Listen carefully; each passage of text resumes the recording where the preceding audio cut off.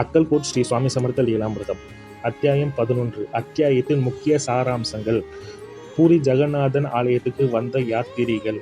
பூரி ஜெகநாதன் ஆலயத்தில் பரோடாவில் இருந்து வந்த அல்புவா மற்றும் அவரது நண்பர்கள் கடுமையான காய்ச்சலால் அவதிப்பட்ட போது ஸ்ரீ சுவாமி சமர்த்தர் தன் கருணையால் அவர்களை குணப்படுத்தினார். புதிய நம்பிக்கையும் அருளையும் வழங்கினார். பிறவியில் இருந்தே கண் பார்வை இல்லாத ஒரு பண்டிதரை சுவாமியின் புனித மாலையை தொட்டவுடன் கண்கள் திறந்து பார்வை பெற்றார்.